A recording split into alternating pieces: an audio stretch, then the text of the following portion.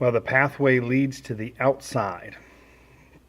And sometimes that's exactly where we are called to go when we want to follow.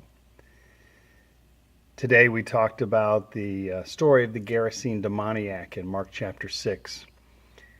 It was a story of a man that was possessed by many demons, a mob, and Jesus exorcised the demons and sent them into pigs, and the pigs ran off the hill and crashed into the ocean, and they died, and the man was healed from his possession, and he wanted to go with Jesus. He wanted to travel with him, and he wanted to stay with him, and Jesus told him, "No, I want you to go home. Go home to your people." And many times that's exactly what God wants us to do. We think it's very noble to follow God. We think it's very noble to go where God is calling, but many times God is simply calling us to go home. To go home and to live with the people that we live with.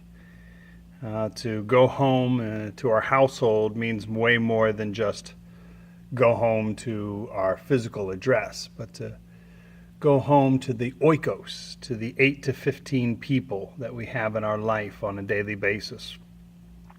To go home and to live life with them. Telling them the story of how God has worked in our lives. It's not necessarily preaching, but it's a way we live. To be the greatest sermon that anyone has ever seen. So we talked about. And that's what it means to go home and to live with your people. And that's what Jesus was calling the man who had been healed from the demons to do. And that just might be what he's calling you to do today. And that's what we explore on island number 8. Island number 8 of our chain of islands on the journey to be. Is an island where we talk about yielding ourselves to be used by God to spread the good news, both by our example as well as by our words. And many times that happens just by being used where we are. I guess sometimes maybe we want something grander, we want something on a larger scale, we want to make a bigger impact, we want to be the next Billy Graham, or we want to have a radio ministry or a TV ministry, and those things are all good. But many times God simply uses us to impact our oikos, our households, our 8 to 15 people that we live with every single day. And if you think about it, everybody who declares a faith in Jesus Christ, if they all affected their oikos, their 8 to 15 people that they live with every single day, affected them in a good way, affected them with the good news of Jesus Christ, the world would be changed. But many times we skip over the people who are closest to us.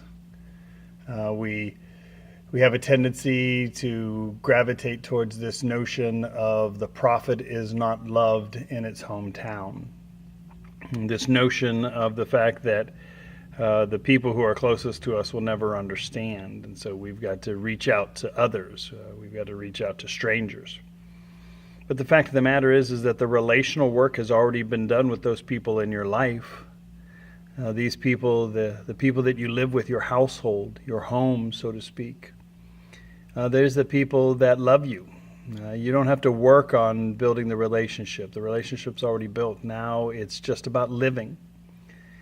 And we got to remember that we're not called to be perfect. Jesus did not say to this man after he was healed, go home and be perfect. He said, go home and tell your story. And that's what we're to do. God has blessed each and every single one of us in some way, shape, or form. We all have stories to tell about how God has worked in our lives. And those are the stories that we use as the basis for living with our oikos, with our 8 to 15 people that we live with every single day. The people in our household. We just simply live the story out in front of them. Everybody's looking for realness. They're not looking for perfection. We're not called to be perfect in our faith. We're called to be real, to suffer the ups and downs of life, but do it with a faith, a faith in Jesus. And that's what people want to see. That's what people want to experience. And so that's what we talked about today on island number 8, was how we live our lives with those that we live our lives with, how we share the story, how we share the story of how God has worked in our lives with the people around us. And it's not necessarily about preaching. It's not about getting a church and having a service on Sunday and preaching. It's about living. It's about the everyday in and out of life. It's about being an example for someone of what it means to live this so-called life with a faith in Jesus, to live in the ups and downs with the faith in Jesus. That's what an unbelieving world is looking for. Is not for perfection, but for people who are real in their faith, who face real things and overcome real things with a real faith. And I guess that kind of sums up what we were talking about today, and showing this picture of the alcove here leading out to the gate to the front is a representation that God is calling you and calling me to simply go home and live with the people that we live with every single day and share our stories with them, to share our stories of how God has worked in amazing ways. Now, until next week, I pray that this week has a great you, and we'll see you for the next installment of Hot Fudge Sunday.